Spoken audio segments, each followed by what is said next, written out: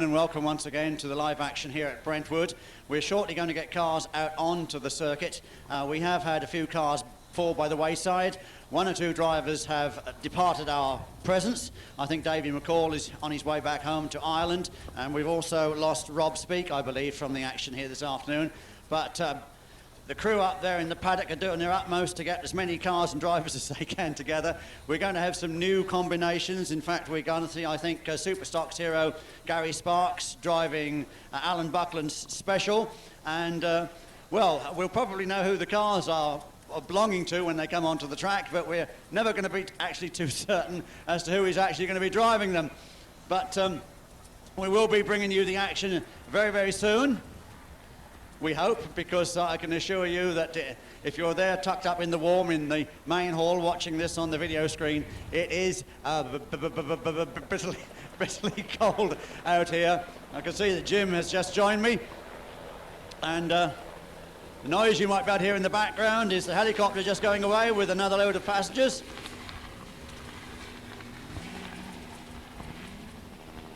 We do have a car on the track at the moment.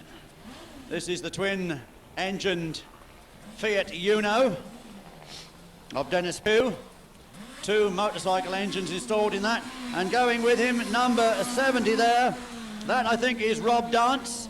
Rob Dance, yeah, with the Toyota Starlet. They start at opposite sides of the track, and the object of the exercise is to get round as quickly as possible and see which one of them can take the finish flag first after the end of 3 laps.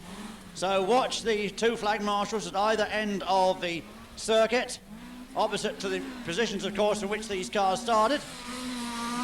Dennis Pugh's car has been very, very quick all weekend.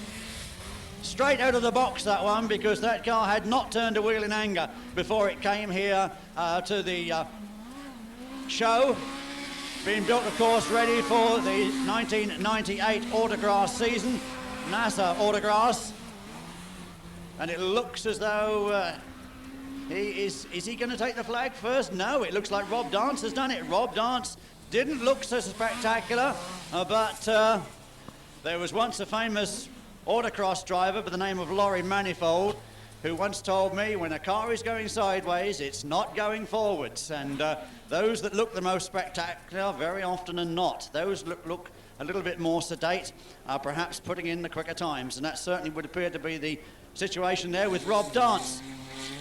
Talking of dancing, Jim, I think that might be a good idea up here in an effort to keep warm. Welcome to the frozen north again. Now, this is presumably the husband and wife outfit. Yeah, there is. I must say, out of everyone I've seen racing this weekend, this lady driver looks the business. We got them the wrong way round. Number 5 is the husband. This is number 6.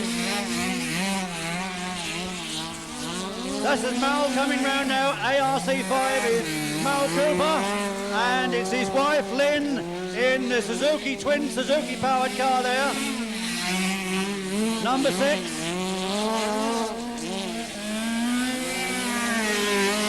Very, very little between them. Lynn really throwing that car around as ever, literally sideways. Very, very little between them. And it is, oh, so close between them. So close. And it is in.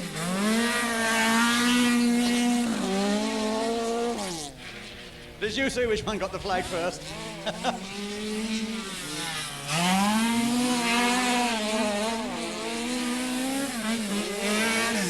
Well, I don't know how many laps these Cooper family members from Cheshire are doing, but by heavens, they've done more than 3.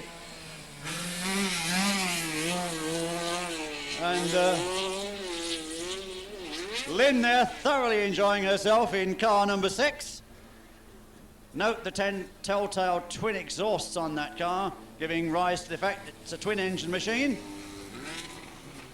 Are you telling me we got these the wrong way round all weekend? And no, not all weekend, not but all we weekend. did this morning, I think, maybe. Because that number 5 is just something else. Yes, number 5. That is that's the Vauxhall powered one of Mal. So it's the man then that's been doing all the honours. There was I getting all this excited about the... I've got to get myself out a bit more often. I can't tell the difference between men and women now. Right, now then. Right, this is this Dave Longhurst? I think it's again? Dave Longhurst, in yeah. car number 1. Against Dave Webb, I presume, in yeah, car we 58. will say that, Jim, but there's been lots of I know there's been a lot cars of and drivers changes. changes around, and we're not really sure who's in what at the moment. And I'm fairly certain this is Long and No in car number 1. Have a look as he goes through. Yeah, that's Dave Longhurst, all right. He's driven that car all weekend and driven it very, very well too. yeah, David Webb wasn't with us yesterday.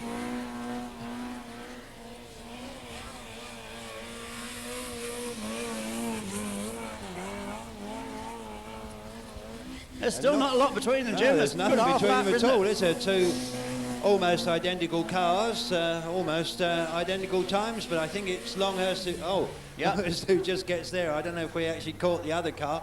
Went over and down the hump there at some rate of knots, that did. So Dave Longhurst then continues what has been quite a successful run for him in that Jim Stewart Toyota Starlet. Mind you, then much he doesn't know about Starlets, is there? No, there certainly isn't. We might be having Gary Sparks in the Mal Cooper, not the Mal Cooper, the Alan Buckland Special, I think. Right, that'd be interesting. He's had a practice run in it. Okay then. But this is Alan Buckland, and I think Patsy Enright. Patsy Enright there from Ireland with the blue special, and Alan Buckland at the top of the field. Now these are from the Segto grass track organisation. They're only allowed to run 8-valve engines, so they're using the Ford cross-flow units, far less powerful. They've got about half the brake horsepower of the two that you saw a moment or two ago, but nevertheless still pretty spectacular.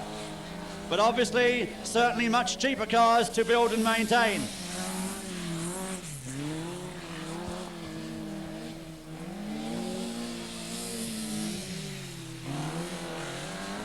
Well, Alan Buckland looking there to have a bit of a problem with understeer. They certainly don't get the back end out like the bigger engine cars, Jim, do they? I don't think these are quite the regular drivers. They may be. I don't know. It's going to be a close race again, though. It's going to be a close finish. A lap to go, is there? Maybe Alan Buckland just with the advantage. I wouldn't like to say. Well, dead heat, I that's think. as close as you'll get to a dead heat, that one, isn't it?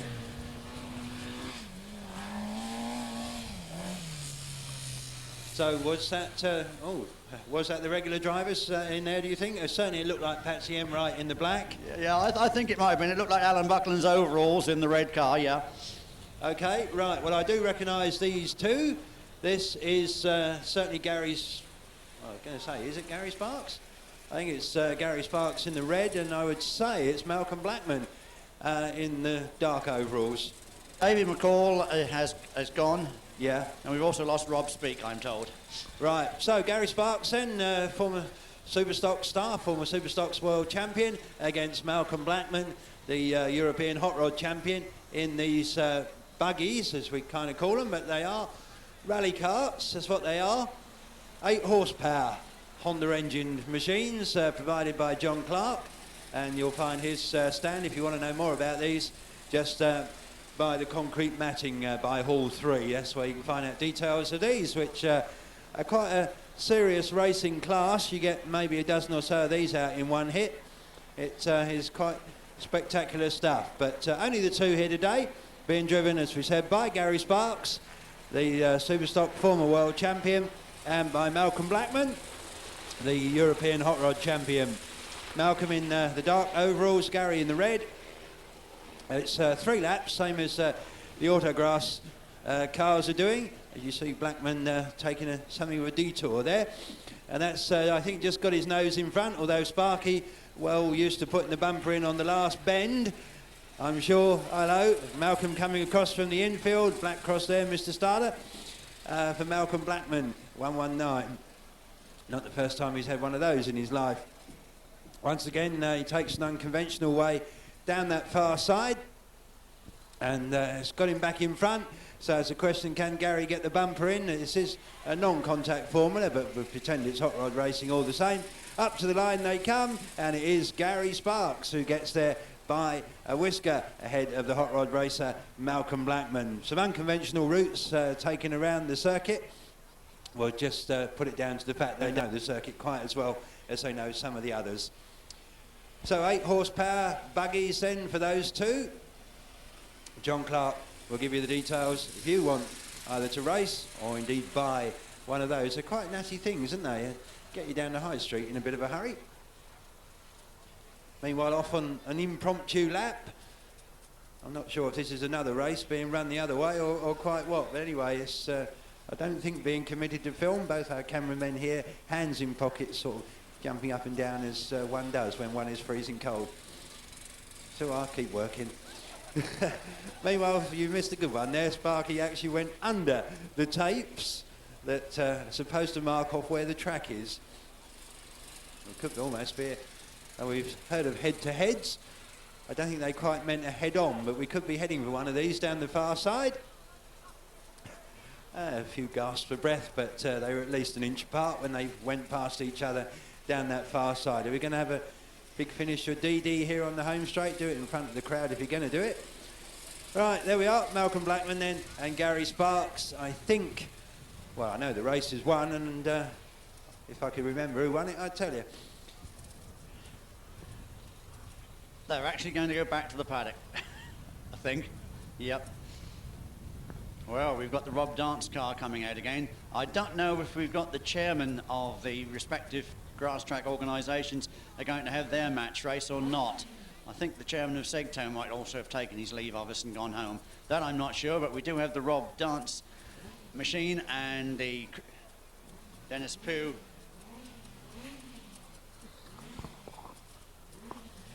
The Dennis Pugh Fiat Uno. Right, half a lap between them as they start. Will there be less than half a lap between them as they end? If the gap between the front of the Uno and the back of the Rob Dance car gets smaller, you'll know that the Uno is the quickest. If not, it will be the other way around, of course, and Rob Dance will have got that machine round in the quickest time. Here we go, way comes the dirt. He's a dirty little devil, isn't he? He is. That's the second time today he's done that. I think dock his start money, I think. We thought as the track dried out he'd have a lot more traction and he wouldn't get it quite as sideways as that, but he does.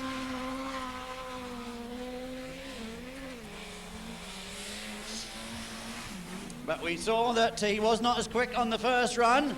Not as quick on the first run. As I said, Dennis, all this sideways stuff is very spectacular, but it's not always the quickest. And it is this time, yes, he takes the flag first. Dennis Pugh wins that one with the twin motorcycle-powered Fiat Uno. Whatever Mr. Ferrari would think about a Fiat having two motorcycle engines, you know, I shudder to think, but there we are.